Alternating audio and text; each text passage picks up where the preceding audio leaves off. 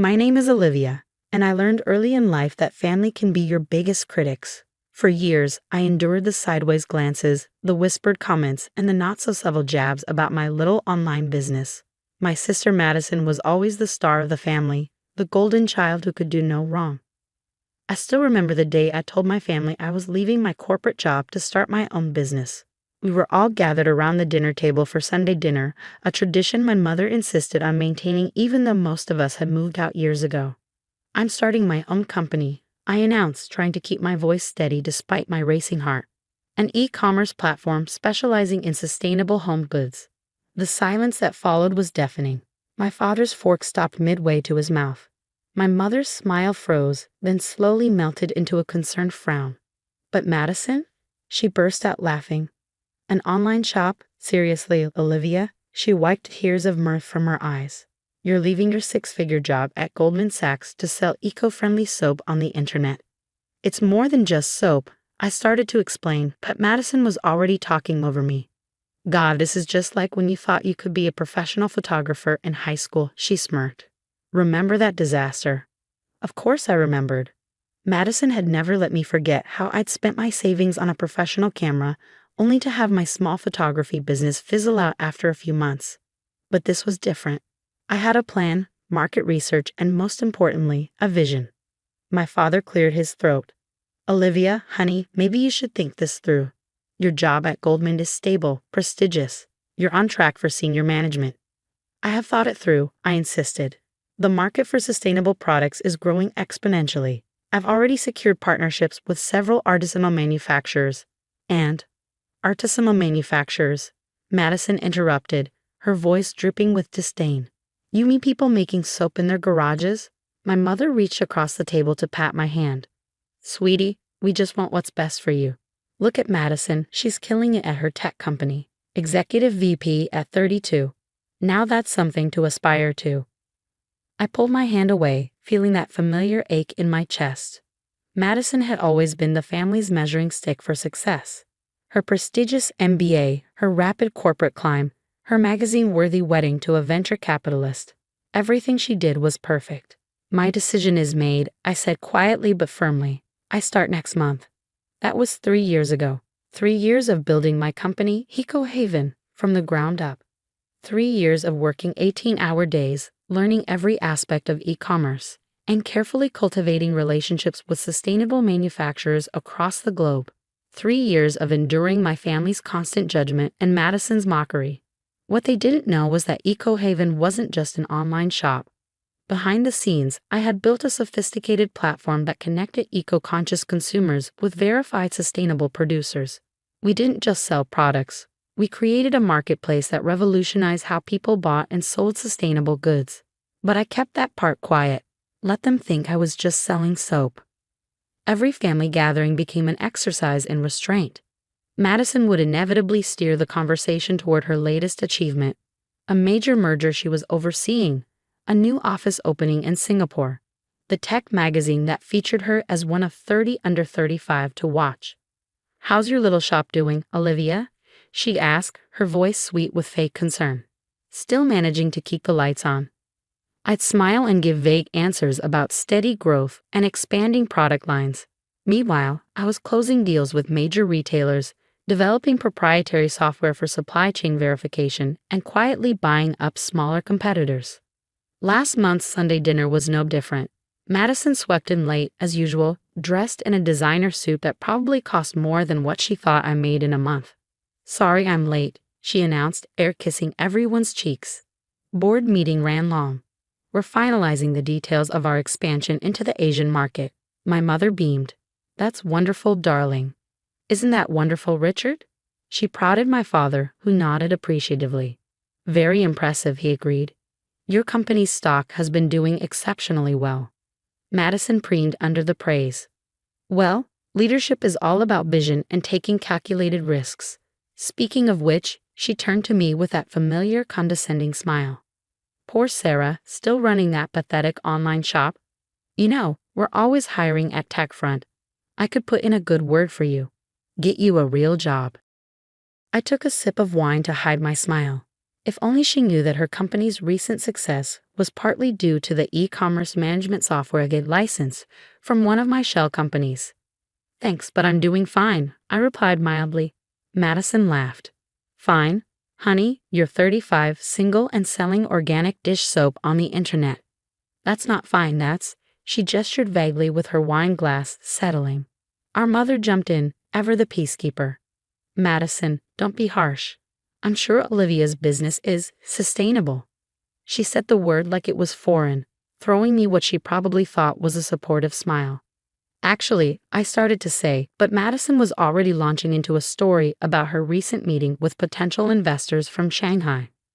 I let her talk, let her bask in her perceived superiority, because I knew something she didn't, something none of them knew.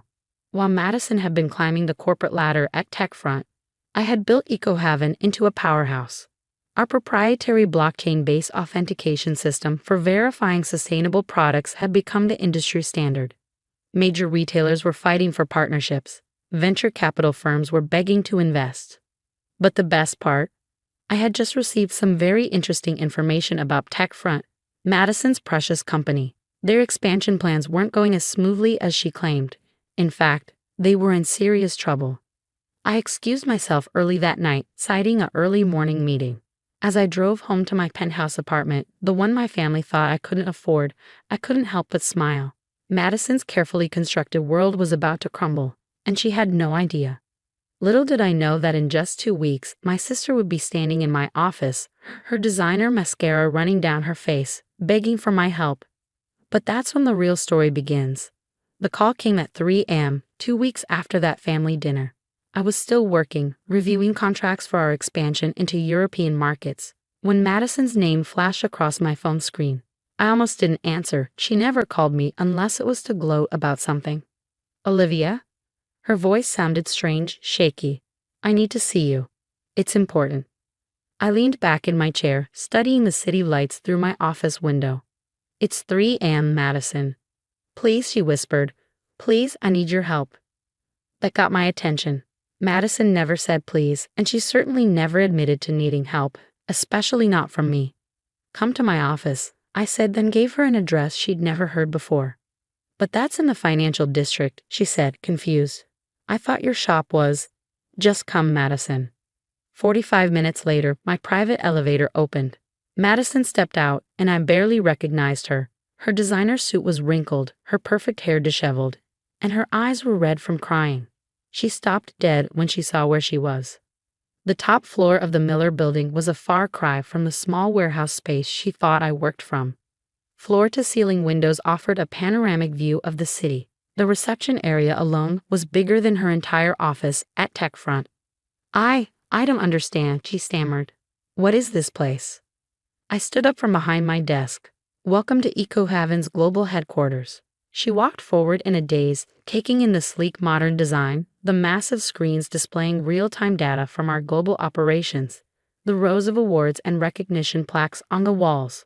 This is impossible, she whispered. You sell soap on the internet. No, Madison. I built a revolutionary e-commerce platform that's currently valued at just over $2.8 billion. The soap was just the beginning. She sank into one of the leather chairs facing my desk, her legs seemingly giving out. But, how? Why didn't you tell us? I sat down across from her. Would you have believed me? Or would you have mocked this too, like everything else I've ever tried to do? Tears spilled down her cheeks. Olivia, I'm so sorry. I need your help. TechFront is in trouble. I know, I said quietly. Your Asian expansion failed spectacularly. Your new software platform has critical security flaws. Your stocks are going to plummet when the market opens tomorrow morning. Her head snapped up. How do you know all that? Because I've been watching. I know about the corners you cut, the safety protocols you ignored, the financial reports you fudged. Did you really think nobody would notice? We can fix it, she said desperately. We just need time. And money. $10 million would be enough to patch the security holes and keep us afloat until we can recover. I opened my laptop and turned it to face her. On the screen was her company's complete financial situation, far worse than even she knew. $10 million wouldn't even begin to fix this, Madison. Your company needs closer to 50 million to survive. And that's assuming you can rebuild your entire security infrastructure in less than a month. She stared at the screen, her face growing paler. How do you have these numbers? Even I haven't seen some of these reports. Because 3 months ago, when I saw what was coming, I started buying TechFront shares through various shell companies. I currently own 18% of your company. Madison's hands began to shake. Why? Why would you do that? I stood up and walked to the window, looking out at the city I'd quietly conquered while they all underestimated me. Because sometimes the best lessons come from our biggest failures. You needed to fail, Madison. You needed to understand that success isn't about titles or magazine covers or impressing our parents. It's about building something real, something that lasts. Please, she whispered. Please help me. I'll lose everything. I turned back to her. No, you'll lose your title, your corner office, and your inflated sense of superiority. But you won't lose everything. In fact, you might gain something more valuable, humility. What are you going to do? I sat back down, folding my hands on my desk. Tomorrow morning, EcoHaven will announce its acquisition of TechFront. We'll absorb your company, fix the security issues, and restructure the entire operation. Your shareholders will get a fair price for their stocks, and your employees will keep their jobs. Hope flickered in her eyes. And me? You'll step down as executive VP. If you want, I'll give you an entry-level position in our product development team. You'll start at the bottom, just like I did. No special treatment, no shortcuts. Entry level, she gasped. But I have an MBA from Harvard. And I built a billion-dollar company while you were mocking me at family dinners, I replied calmly. Your choice, Madison. Take the job or walk away. She was quiet for a long moment, tears streaming down her face. Finally, she nodded. I'll take the job. Good.